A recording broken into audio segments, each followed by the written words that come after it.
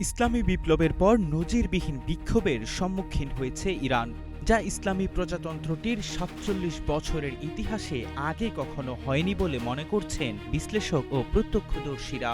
অন্যদিকে বিক্ষোভকারীদের উপর দমন-পীড়ন চালালে তাদের সহযোগিতা করতে এগিয়ে আসার ঘোষণা দিয়েছেন মার্কিন প্রেসিডেন্ট ডোনাল্ড ট্রাম্প।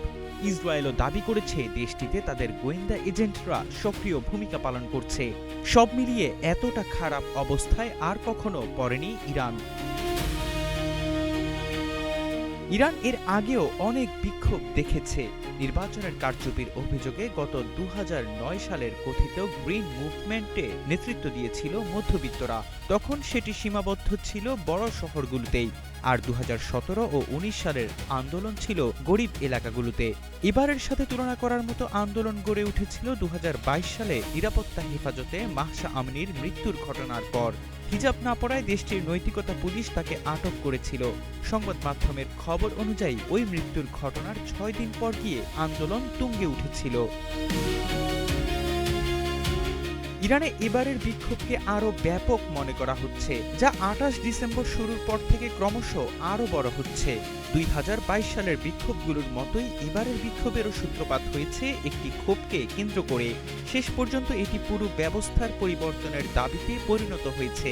ডলারের সঙ্গে ইরানি মুদ্রার রিয়ালের বিনিময় হারকে কেন্দ্র করে ডিসেম্বরের শেষ দিকে বাজার ব্যবসায়ীরা তেহরানের কেন্দ্রস্থলে ধর্মঘট শুরু করে। বিক্ষোভ দ্রুতই দেশটির তুলনামূলক গরিব পশ্চিমাঞ্চলে ছড়িয়ে পড়ে।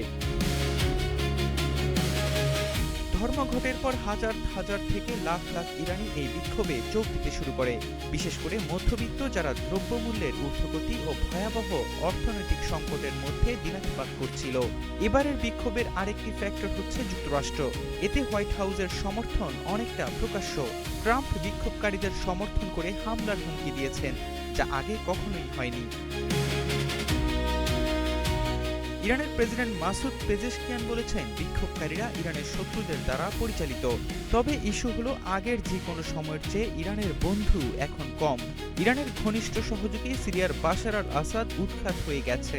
ইসরায়েলের সামরিক অভিযানে দুর্বল হয়েছে লেবাননের হিজবুল্লাহ। সব মিলিয়ে দেশের ভিতরে সমর্থন থাকা সত্ত্বেও এখন আয়াতুল্লাহ আলী খামেনির অপসারণের দাবি উঠেছে এবারের বিক্ষোভে। এহসান আব্দুল্লাহ, নাগরিক প্রতিদিন।